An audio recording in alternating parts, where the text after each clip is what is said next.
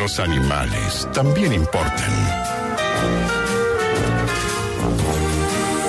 Son las 8 de la mañana, 47 minutos. Se nos pasa muy rápido este programa. Hoy, ¿qué tenemos de animales, Joana?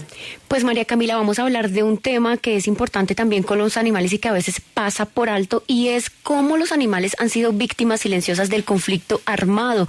Usted debe recordar varios ejemplos, por ejemplo, el burro bomba, no sé si lo tenga por ahí presente. Por supuesto. Sí, señora, también un caballo, varios animales que se han utilizado, también un perro que utilizaron con explosivos, y así, o los animales que, por ejemplo, cuando hubo el tema de los secuestrados en Colombia, estaban en cautiverio con estas personas y luego eran liberadas, y los animales quedaban ahí, a la deriva. O los animales, por ejemplo, que quedan abandonados cuando se desplaza una población por el tema de la violencia, las gallinas, las vacas, etcétera, todo esto. Entonces vamos a hablar con Carlos Muñoz, él es abogado, filósofo y también es magíster en bioética sobre este tema. Carlos, gracias por estar con nosotros en W Fin de Semana, bienvenido. Bueno, muchas gracias a todos, a todas. Un saludo a los de la mesa y pues bueno, muchas gracias por la invitación. Pues empecemos por este tema, digamos, de la violencia y los animales y cómo puede afectar esto no solo a las personas tenedoras, sino también a estos animales cuando pasan por un trauma como este. Bueno, en el caso de los animales, precisamente ha sido una lucha para que gente como la JEP o como la Comisión de la Verdad incluyen en sus relatos del cotidiano del conflicto armado los animales. Los animales han sido víctimas y pueden estar siendo víctimas de todo este proceso de conflicto armado. Los animales han sido compañía de no solo de secuestrados, también de los mismos combatientes, ¿no? De ejército, de policía, de los mismos guerrilleros. Y a veces hay un limbo jurídico en que uno no sabe cómo tratarlo, porque los animales no necesariamente son de compañía, los animales son silvestres, que son domesticados en el diario vivir de la selva.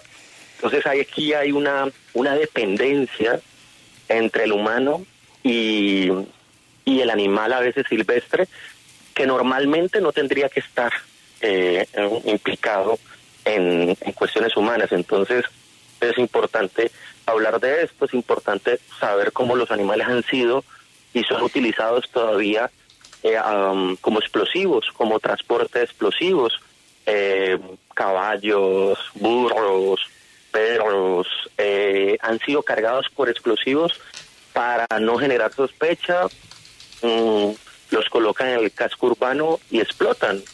Chita, Boyacá, por ejemplo, ha sido una población que tiene muy marcada este tipo de instrumentalización. Entonces han sido múltiples las afectaciones de los animales en el conflicto armado, incluso cuando no hay conflicto, porque, por ejemplo, en ciertas zonas del país, el conflicto armado fungió como guardabosques, algo así, no había presencia humana por el conflicto armado. Al no haber conflicto, hay ciertos animales que pueden estar en peligro porque ya empezamos a poblar a poblar esos territorios y estos animales silvestres podrían estar en peligro.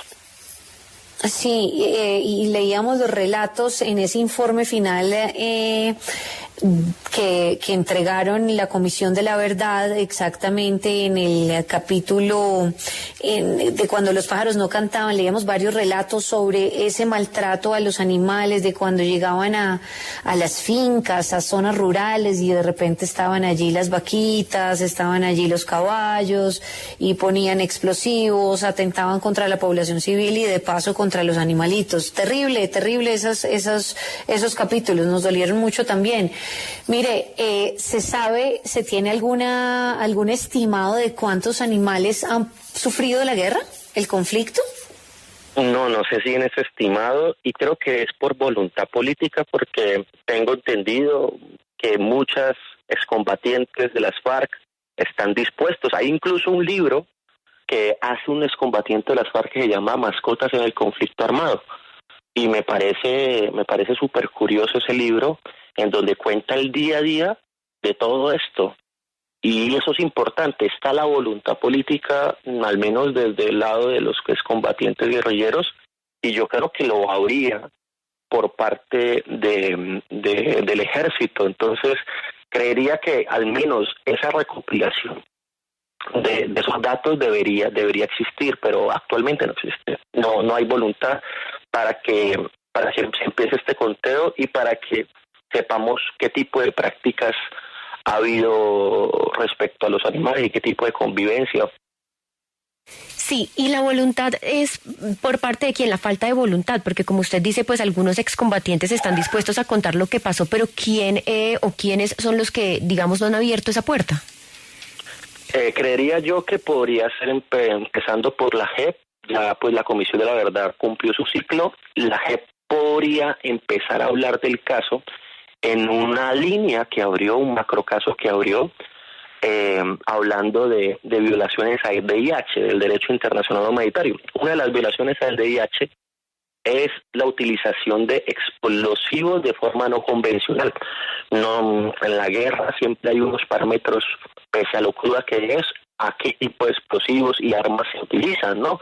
Está prohibido, por ejemplo, el gas pimienta, están prohibidas ciertos tipos de explosivos por el daño que le hacen tan terrible al ser humano, pues precisamente como los animales lamentablemente han sido tratados de forma inhumana e instrumentalizados como explosivos, ahí se puede abrir una puerta en la misma JEP para recepcionar este tipo de relatos y empezar a contar este tipo de cosas. Entonces, es como mirar la forma jurídica para que, por ejemplo, los de la Jurisdicción Especial para la Paz puedan empezar a incentivar este tipo de relatos.